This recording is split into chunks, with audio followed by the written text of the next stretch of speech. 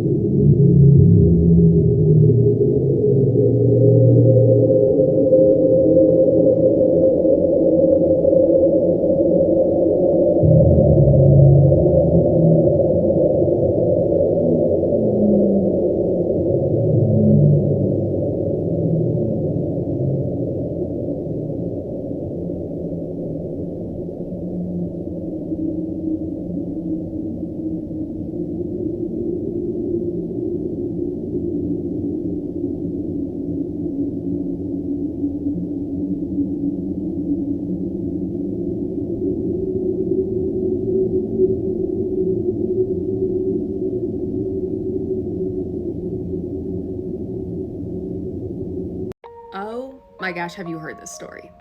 This is the creepy and true story, A Night at Grandma's. A few years back, a guy went to stay at his grandma's house while she went out of town for the weekend with some friends. He was gonna stay there and watch over the place while she was gone. He settled in for that first night and tucked himself into the guest bedroom. He laid there a while, texting and on his phone, when he began to faintly hear a woman's voice coming from outside. Hello? And then again, hello? Every 10 seconds, he could hear this woman. He walked downstairs, and as he got closer to the front door, he realized that's where the voice was coming from. It was midnight. Who would be at his grandma's door? The person wasn't knocking or ringing the bell. He didn't want to open the door, so he leaned to look through the curtain in the dining room that had a direct view of the front porch. He gently and slowly pulled it back so he could peek outside, and was startled to see a 50-something-year-old woman standing on the front porch, staring at him, like she knew he would be looking from there. There was something very off about the woman. She just stood there, smiling. The guy slowly backed away from the window as the woman continued, hello. He rushed back upstairs, locked himself in the guest room, and eventually it went quiet. Whoever she was must have left. 2 hours later, he was almost asleep when he heard someone tapping on that front window. He ran back downstairs to see the shadow of that same woman now directly in front of the window. He realized she had never left and had been out there for hours. He screamed at her, "Get out of here." He ran back upstairs and hoped she would leave. Thankfully, morning eventually came, and he called his grandma to tell her about what had happened the night before. As soon as he told her, his grandma began frantically yelling, "No, she came to the house?" His grandma went on to tell him that the week before, she noticed a woman was following her around the grocery store. The woman had that same uneasy smile. But they both believed that this was the same woman. What she had planned for that night, they had no idea. I mean, what was that woman planning to do? Sometimes I ask questions I'm not sure I want the answers to.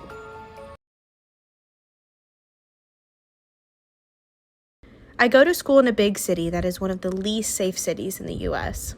I chose the school for nursing and definitely not for the location.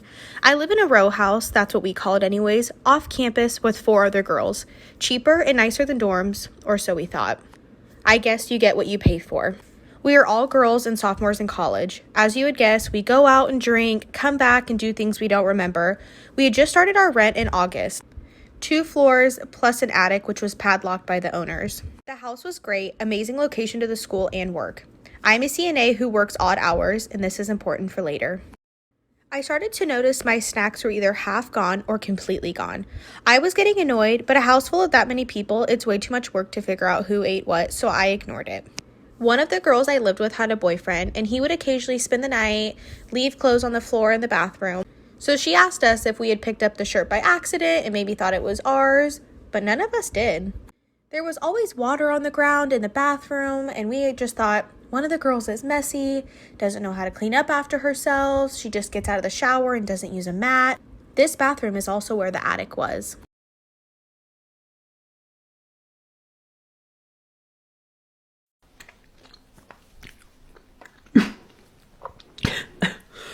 Choking on the cup. Oh no! My mental health! It's broken!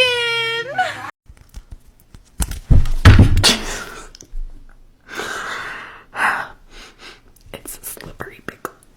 Slowly, as girls do, we started making comments about someone eating our food, but passive-aggressively, college girls. We all just let it go from time to time because who wants a whole house fight? I work until about 11 in the NICU, get home about 11:30, mostly on weeknights. I started to notice pots and pans left out or snack wrappers around. I thought it was odd because none of my roommates had done that before, but just thought, oh, they probably drank a bottle of wine and went to bed and forgot all about it. All this stuff went on for about 2 months. It got more obvious someone was clearly taking everyone's food and not picking up after themselves around the house. One night at work, I was about to get off, but a situation happened and I didn't end up leaving until 12:30. I was so tired that I just wanted to collapse as soon as I walked in the door. The stairs are directly in front of you when you walk in, and you can also see down the side into the kitchen.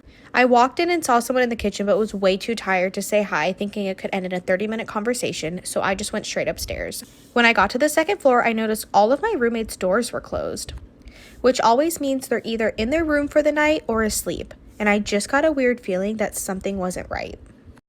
I texted in the group chat to see if anyone was awake, and one of my roommates replied yes, and the other were asleep. I went into her room to tell her that I just kind of had a weird feeling about the situation, and as we were in her room, we heard these footsteps run up the stairs and go into the bathroom. We definitely knew that someone was in our house since our other roommates were asleep, so we immediately called 911. When the police got there, they went into the bathroom, and they found that no one was in there. They asked about the padlock on the attic door in the bathroom, and we told them it's been like that since we moved there. So when the police went up there to see what was in the attic, this is what they found. Turned out that he had actually been living in the attic before the girls even moved in because he worked as a painting crew that repainted the exterior of that house. He was the one that was coming down in the middle of the night and eating the girls' food. He was taking a shower and leaving water on the floor. And if you look behind, he actually took the shirts from those girls' boyfriends. So make sure you check your attics, y'all.